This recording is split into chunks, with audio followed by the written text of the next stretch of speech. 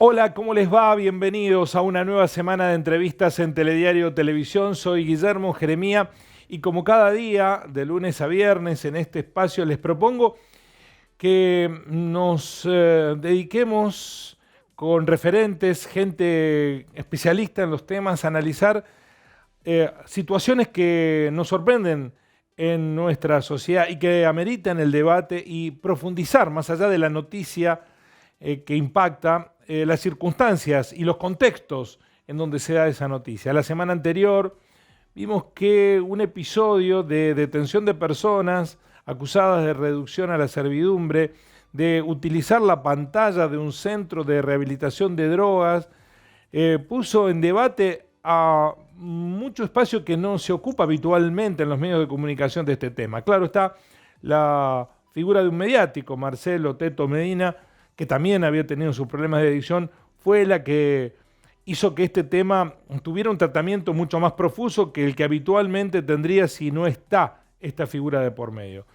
Pero como sabemos que es un drama para muchas familias, acudir, asistir, tener a un hijo con adicciones y encontrar el lugar para la rehabilitación, vamos a consultar sobre el tema con el licenciado en psicología Marcos Igarza, que se ocupa justamente desde la Fundación Clínica de la Familia a los tratamientos ambulatorios y es especialista en el tema. Un gusto, Marcos, gracias por aceptar esta videollamada.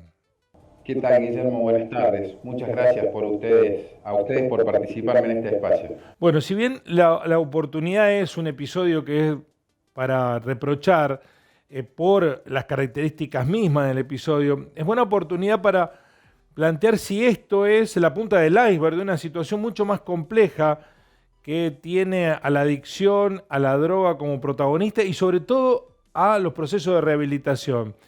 ¿Cuál es su mirada inicial respecto de esto que sucedió la semana anterior, licenciado?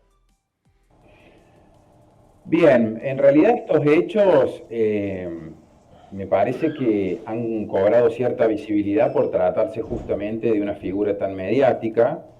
Lo cierto es que hay que estar atentos a irregularidades de este tipo que pueden darse en otro tipo de situaciones también. Me parece que este es uno de esos ejemplos paradigmáticos que nos obliga a todos a revisar las prácticas profesionales que ejercemos quienes asistimos en problemáticas tan complejas y también justamente en relación a cuáles son los órganos de control, de fiscalización de cada una de nuestras prácticas. Obviamente que siempre sugerimos a la comunidad que ante situaciones tan complejas como es el caso de un consumo problemático, donde muchas veces las familias se ven atormentadas inicialmente por todo lo que eso genera, es común que se busquen salidas inmediatas y eso en cierta forma termina vulnerando, ¿no? a estas familias que pueden justamente terminar siendo víctimas de este tipo de asociaciones.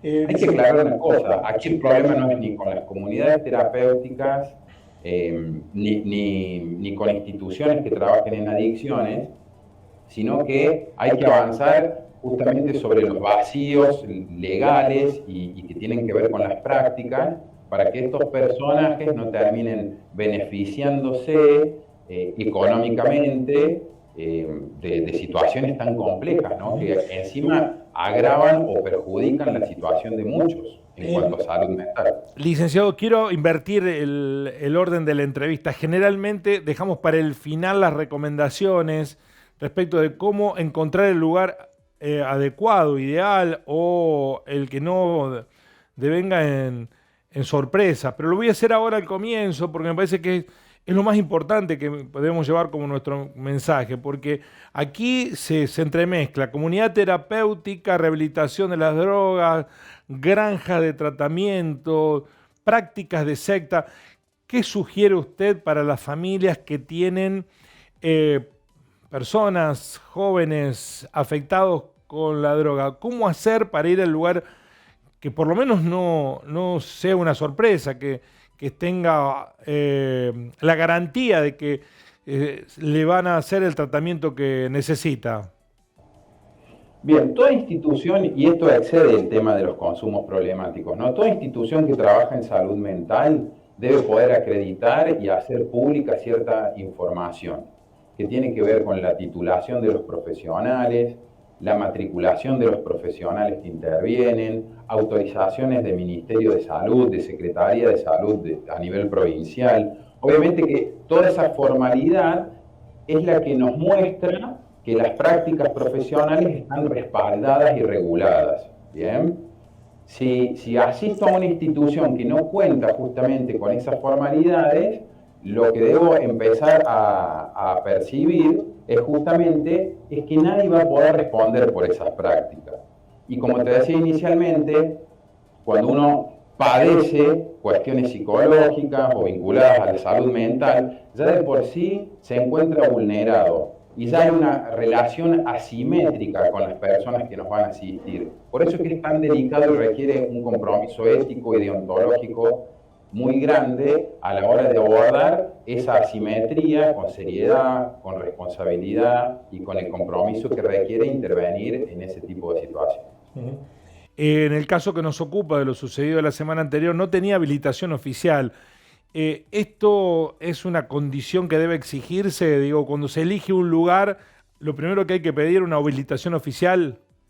Absolutamente, porque como te digo, eso está mostrando o evidenciando que hay todo un marco regulatorio. Si un profesional de la salud incurre en un error o en una mala práctica, existe todo un marco legal y regulatorio, colegios profesionales, por ejemplo, o algunas federaciones que nuclean a las distintas asociaciones que permiten justamente revisar esa práctica, reparar el daño, tomar una medida.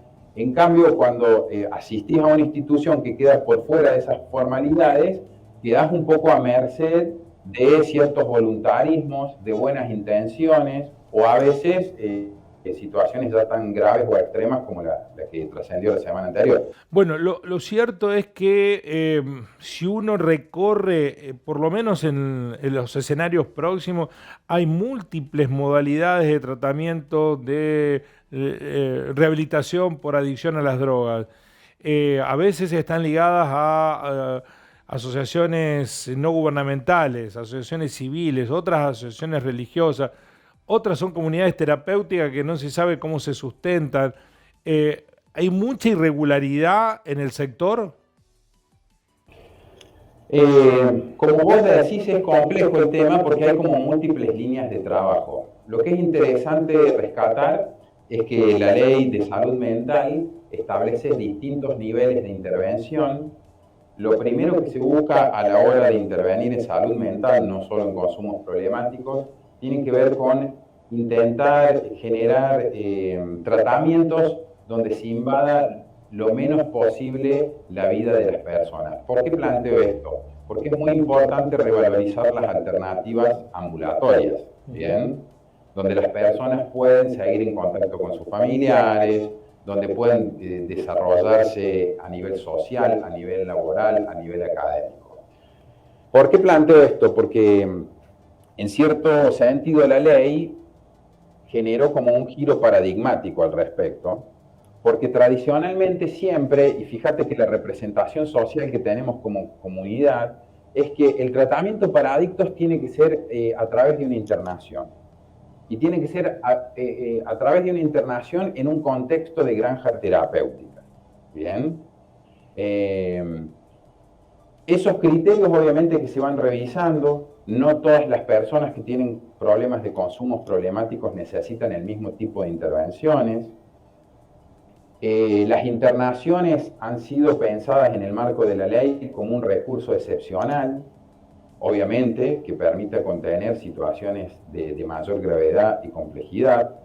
Así que es muy importante en adelante empezar a trabajar en esto de darle validez justamente y trascendencia a las modalidades terapéuticas que tienen eficacia y cierto respaldo científico, académico. ¿Bien? Por eso es que es muy importante, como te decía, acudir a instituciones que estén conformadas, dirigidas por profesionales de la salud, en los que se trabaje de manera interdisciplinaria, donde se haga un diagnóstico lo suficientemente complejo para poder determinar cuál es la ayuda necesaria para abordar cada una de las situaciones que presentan las personas que consultan. Licenciado, ¿es normal ver a jóvenes que están en tratamiento de rehabilitación pidiendo ayuda casa por casa o en los semáforos para las comunidades terapéuticas en donde están alojados? Bueno, es normal y quizás sí sea normal porque lo naturalizamos, ¿no? Estamos acostumbrados quizás a que algunas personas pasen casa por casa, a veces vendiendo algunos productos que elaboran, a veces pidiendo dinero y en realidad eso da cuenta justamente de algo que debemos desnaturalizar y empezar a, a problematizar, ¿no? En el marco del tratamiento, las personas pueden desarrollar emprendimientos y también labores, pero tienen que ser siempre con fines terapéuticos. Y en todo caso, si tuvieran un fin económico, debe retribuirle a la persona que está trabajando, no a las instituciones. Parece una locura que en el siglo XXI tengamos que aclarar esto, pero las personas en situación de discapacidad, las personas con padecimiento mental, las personas con problemas de consumo problemáticos, son sujetos de derecho bajo cualquier circunstancia. En estas situaciones a las que aludimos, ¿ayuda a ayudarlos o no ayuda? Y es complejo, como te digo, porque a veces está como muy naturalizado ese tipo de intervenciones. Obviamente que a veces deberíamos empezar a pensar si con ayudar, como vos decís, quizás involuntariamente terminamos sosteniendo esas redes, ¿no? Sí, sí. A veces informales que se autoadjudican cierta labor terapéutica o vinculada a las recuperaciones. Después otro de los puntos a tener en cuenta es esto que vos preguntabas recién, ¿a dónde acudir? Siempre acudir a una institución que tenga personería jurídica, a instituciones que tengan un respaldo en esta formalidad que yo te decía, todos los requisitos que deben cumplir vinculados al Ministerio de Salud.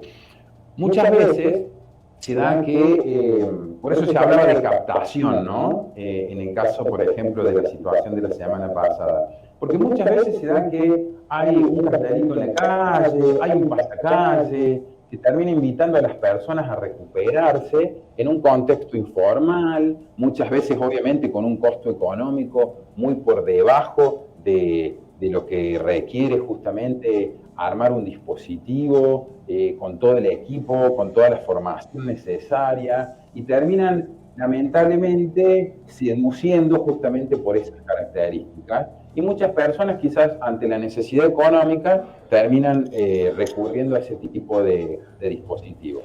Ahora, Marcos, esto surge en un contexto evidentemente donde hay un déficit de lugares para atenderse, sobre todo en lo público y para las personas con menores recursos, porque el que tiene dinero consigue dónde ir a rehabilitarse. El problema son los que no tienen recursos. Sí, quizás lo que falta es información. Tanto el municipio como la provincia articulan acciones para brindar respuestas asistenciales a personas con problemas de consumo de manera totalmente gratuita. La Nación también tiene dispositivos de intervención en la ciudad, donde hacen prevención o asistencia quizás desde otra perspectiva. Me parece que quizás está faltando difusión de esa información para que todas las personas tengan accesibilidad, sobre todo en el espacio público. ¿Y es recomendable que sea en granjas terapéuticas los tratamientos de recuperación? ¿Lo ideal serían los tratamientos ambulatorios? ¿Depende de la gravedad de la adicción? Bueno, esa pregunta da para que hagamos una nota completa solo con esa pregunta, Guillermo, porque Como te decía, son modalidades de tratamiento distintas, parten de distintos paradigmas. Actualmente, en el marco de la ley, lo que se está buscando es la internación justamente como un recurso excepcional, y justamente lo que se le cuestiona muchas veces al movimiento de comunidades terapéuticas es que no goza del suficiente respaldo académico, científico, prevenciones o en sus equipos. Hay que tener algo en cuenta que obviamente, bueno, la población en general eso no lo conoce ni tiene por qué conocerlo. El movimiento de comunidades terapéuticas surge justamente como comunidades de vida, décadas atrás, en distintas partes del mundo, donde adictos se retiraban a un establecimiento rural y allí mismo se mantenían lejos de drogas y de sustancias. Bien, y son esos adictos o recuperados o exadictos quienes terminan brindando asistencias a próximas camadas de personas que piden ayuda.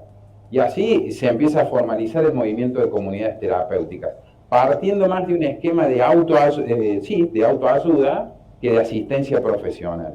Después las comunidades terapéuticas se han ido profesionalizando y han ido incorporando justamente a colegas dentro de sus equipos para darle, otro vuelo a esas intervenciones. Lo cierto y lo que se cuestiona a las comunidades terapéuticas es que muchas sostienen o mantienen ciertos vicios o prácticas que poco tienen que ver con esa praxis profesional y que tienen que ver con aquellas costumbres o dinámicas de trabajo que se han transmitido de generación en generación y que poco respaldo tienen o que poco tienen que ver justamente con cierta deontología o ética profesional. Así que bueno, el debate está instalado. Lo cierto es que el movimiento de comunidades terapéuticas también le ha servido al Estado para brindar muchas respuestas que el Estado no brinda por sí, por no tener la estructura justamente necesaria en algún momento. Porque históricamente el Estado lo que ha hecho es terciarizar los tratamientos públicos en distintas comunidades terapéuticas. Por eso te digo, me parece que son distintos dispositivos los que tenemos en la actualidad. Hay un montón de respuestas posibles, de abordajes posibles. Me parece que esa convivencia también es posible siempre y cuando se dé en el marco de regulaciones, de fiscalizaciones, de controles, siempre priorizando los derechos del paciente por sobre cualquier otra cuestión. Ahora, Marcos, ¿es posible el tratamiento ambulatorio? ¿Es posible recuperar un adicto en el seno de la familia? Sí, es posible.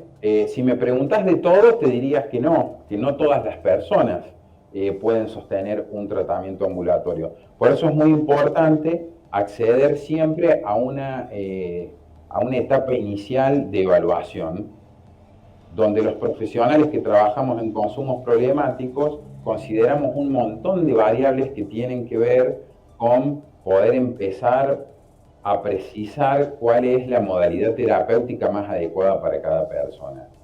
Hay personas que asisten y disponen, por ejemplo, del apoyo de su familia, que están insertos socialmente, académicamente o laboralmente, y obviamente que si hay una red de apoyo de ese tipo, es mucho más probable, por ejemplo, que esas personas puedan sostener un tratamiento ambulatorio. Esto depende también de la droga que consumieron, de qué tipo de droga, del tiempo que vienen consumiendo, de la personalidad del adicto. De todas esas variables que acabas de mencionar. Más que de las drogas en sí, es del tipo de relación que los sujetos establecen con las sustancias y de características de personalidad. Por eso es que yo hago tanto hincapié en la necesidad de hacer un diagnóstico elaborado por profesionales de la salud mental. Porque muchas veces, lo que vos decías, el consumo de drogas termina siendo la punta del iceberg. Pero muchas veces identificamos situaciones que tienen que ver con problemas psicológicos, con algunos diagnósticos de personalidad, donde las personas necesitan recibir asistencia no solo por el uso de drogas, sino por ciertas patologías de base que agravan aún más la situación. Dos preguntas que refieren a lo mismo. ¿Ha crecido la cantidad de personas que hoy necesitan someterse a tratamiento? Y si es recomendable, como se pide en Río Cuarto, pero también en otras ciudades, la creación de un centro de rehabilitación público con profesionales del Estado que reciba y tenga internados en rehabilitación, cosa que no existe en nuestra ciudad y en muchas otras ciudades de tamaño significativo desde el punto de vista demográfico. Bueno, que el universo de usuarios de drogas crece, eso es indiscutible. Que, que un porcentaje de ellos requiera intervención me parece que también es indiscutible y creo que justamente, bueno, son como dos universos que van creciendo permanentemente. Disponer de servicios asistenciales en la ciudad y de mayor infraestructura, entiendo que siempre va a ser bienvenido, porque justamente le va a permitir a la ciudad contar con un abanico de posibilidades a la hora de dar respuestas, sobre todo a las personas que deben hacer uso de la salud pública, en situaciones tan complejas. Así que sí, a nivel local, quizás algún centro de alta complejidad permitiría dar respuesta a ese sector de la población. ¿Pero requiere una alta inversión? Y seguro que sí, en realidad tanto en lo público como en lo privado son dispositivos que requieren inversiones, no solo edilicias, sino también en capacitación, en formación, en remuneración adecuada para el personal. Justamente por eso, como te decía, terminan siendo lamentablemente tan seductoras algunas de estas otras propuestas que se encuentran, ¿no? Sí. ¿Y cuánto tiempo necesita en promedio, porque entiendo que debe depender de cada situación, una rehabilitación? Mira, es muy importante hacer una valoración muy singular. En el marco de la ley lo que se propone es que las internaciones sean lo más breve posibles. Y por ende que los tratamientos sí permitan a los sujetos acompañar por un tiempo más extenso, pero la idea es intervenir sobre la vida del sujeto lo menos que se pueda para poder permitirle justamente su desarrollo natural junto a sus afectos, que pueda seguir creciendo en comunidad con otras personas, que pueda seguir haciendo deportes y demás. Así que el tiempo es variable, sujeto a la evolución de cada uno, y lo que sí puedo decirte es que hay un consenso claramente en empezar a ver que las internaciones son un recurso para situaciones complejas y que de hacerse uso deben ser del tiempo más corto posible. He escuchado que gente ha estado internado un mes y su rehabilitación, si bien no terminó, después siguió ambulatoria.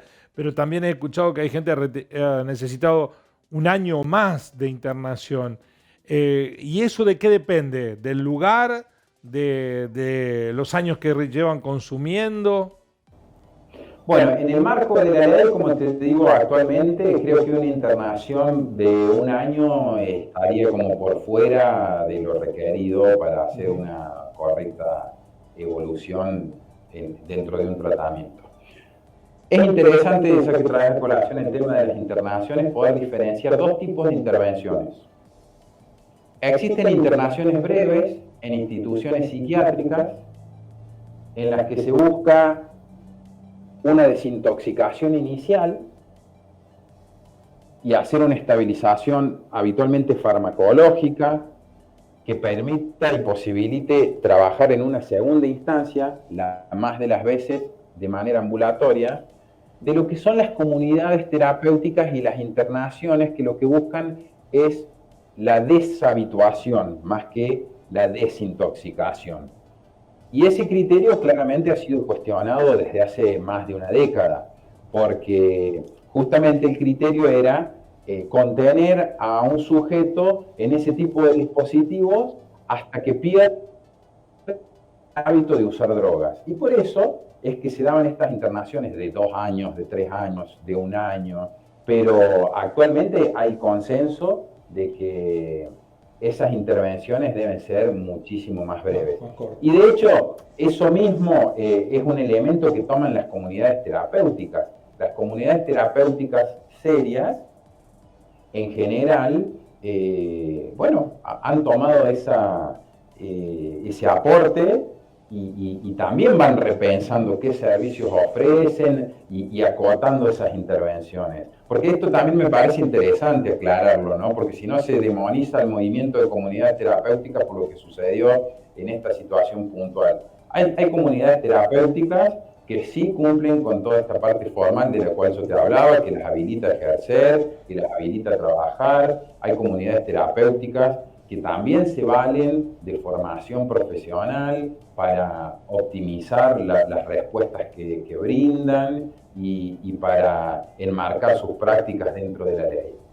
Dos últimas preguntas, Marcos. La primera, recién mencionaba que crece exponencialmente el consumo de drogas. Sin embargo, también crece los dispositivos de represión de la droga. ¿Qué está fallando allí entre una cosa y otra?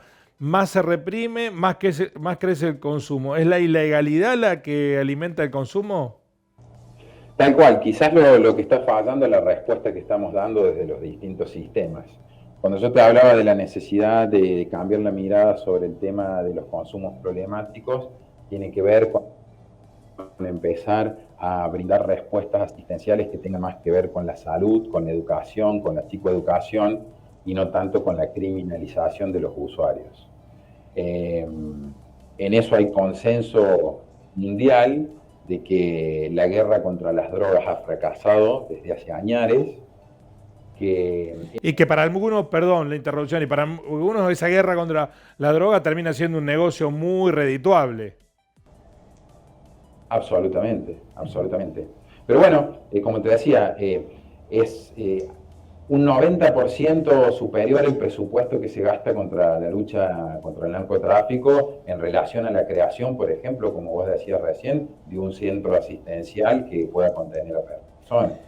Y lo último, sé que para un tratado, que el mundo se lo ha preguntado desde el origen mismo del mundo, ¿por qué la gente se sigue drogando? Bueno, es complejo. Hay distintos usos de drogas, hay usos, el uso de drogas es cultural, trasciende a la actualidad, el uso de drogas ha sido ancestral, ha tenido que ver con prácticas de todas las civilizaciones. Las drogas están a disposición desde que existe la naturaleza misma. Por eso lo importante es dejar de poner, te iba a decir que las drogas han estado a disposición desde que existe la humanidad misma y a disposición en la naturaleza, y lo que tenemos que empezar a cuestionar es cuando las drogas se convirtieron en un problema. Las drogas se convirtieron en un problema cuando se convirtieron en una mercancía, en un objeto de consumo más. Por lo tanto, es muy importante tener en cuenta que lo que tenemos que empezar a revisar es justamente dejar de poner tanto a veces el foco en el objeto droga y empezar a ver justamente qué sociedades construimos, qué relaciones construimos y desde esa manera vamos a poder empezar a dar respuestas bastante más complejas. Es muy interesante ese debate y seguramente lo vamos a convocar en una próxima charla para profundizarlo. Agradecido de este tiempo que nos ha dedicado, licenciado.